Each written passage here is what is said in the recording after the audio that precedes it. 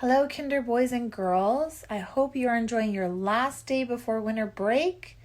Today we're going to be reading The Polar Express, written and illustrated by Chris Van Allsburg. Here we go.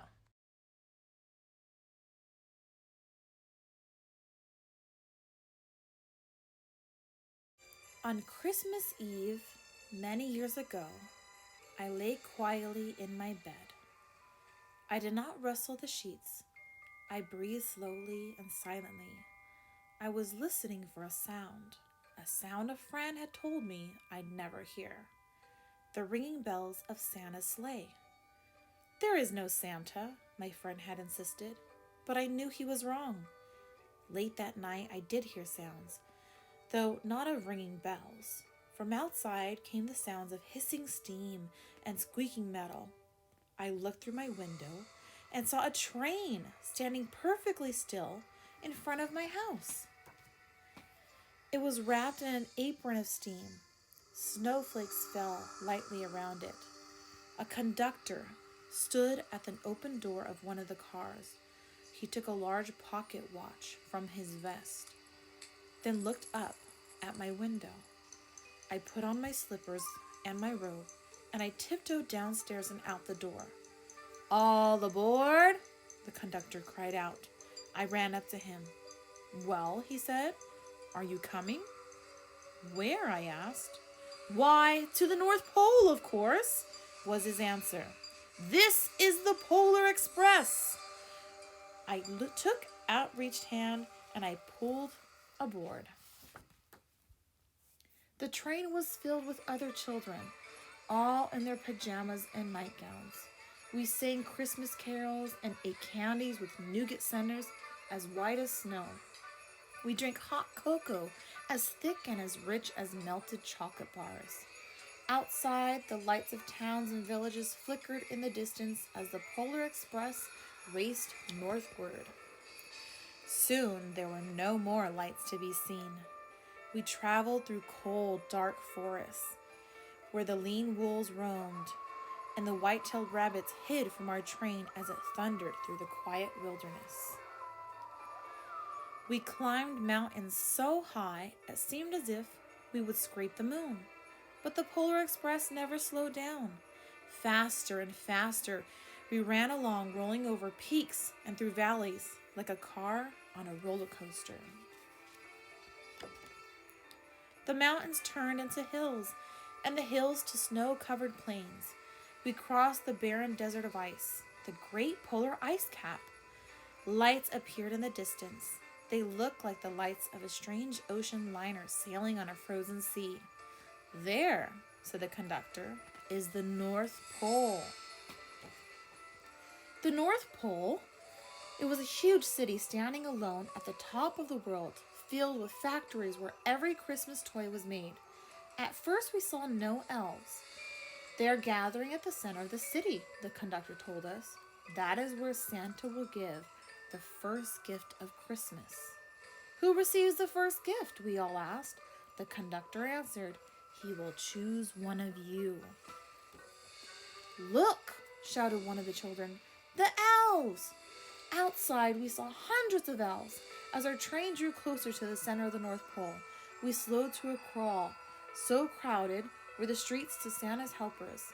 When the Polar Express could go no further, we stopped and the conductor led us out. We pressed through the crowd to the edge of the large open circle. In front of us stood Santa's sleigh. The reindeer were so excited they pranced and paced, ringing their silver sleigh bells that hung from their harness. It was a magical sound, like nothing I had ever heard. Across the circle, the elves moved apart and Santa Claus appeared. The elves cheered wildly. He marched over to us and pointed to me and said, "Let's have this fellow right here." He jumped onto his sleigh. The conductor handed me up. I sat on Santa's knee and he asked, "Now, what would you like for Christmas?" I knew that I could have any gift that I could imagine, but the thing that I wanted most of for Christmas was not inside Santa's giant bag. What I wanted more than anything was one of the silver bells from Santa's sleigh. When I asked Santa, he smiled. Then he gave me a hug and told the elf to cut the bell from one of the reindeer's harness. The elf tossed it up to Santa. He stood holding the bell high above him and called out, "The first gift of Christmas!" A clock struck midnight as the elves roared their approval. Santa handed the bell to me and I put it in my bathrobe pocket. The conductor helped me down from the sleigh. Santa shouted out the reindeers' names, cracked his whip. His team charged forward and climbed into the air. Santa circled once above us, then disappeared into the cold, dark polar sky. As soon as we were back inside the Polar Express, the other children asked to see my bell. I reached into my pocket, but the only thing I felt was a hole. I had lost the silver bell from Santa Claus's sleigh. "Let's hurry and go outside and look for it," one of the children said. But the train gave a sudden lurch and we started moving. We were on our way back home. It broke my heart to lose the bell. When the train reached my house, I sadly left the other children. I stood at my doorway and waved goodbye. The conductor said something from the moving train, but I couldn't hear him. "What?" I yelled out. He cupped his hands around his mouth. "Merry Christmas!" he shouted. The Polar Express let out a loud blast of its whistle and sped away. On Christmas morning, my little sister Sarah and I opened all of our presents. When it looked as if everything had been unwrapped, Sarah found one small box behind the tree. It had my name on it. Inside was the silver bell. There was a note. "I found this on the seat of my sleigh. Fix that hole in your pocket. Signed, Mr. C." I shook the bell. It made the most beautiful sound my sister and I had ever heard. But my mother said, "Oh, that's too bad." "Sure is," said my father. "It's broken." When I'd shaken the bell, my parents had not heard the sound. At one time, most of my friends could hear the bell. But as years passed, it fell silent for all of them.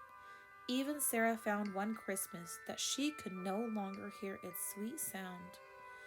Though I've grown old, the bell still rings for me, as it does for all who truly believe. Merry Christmas, boys and girls. Happy holidays. Stay safe and see you next year.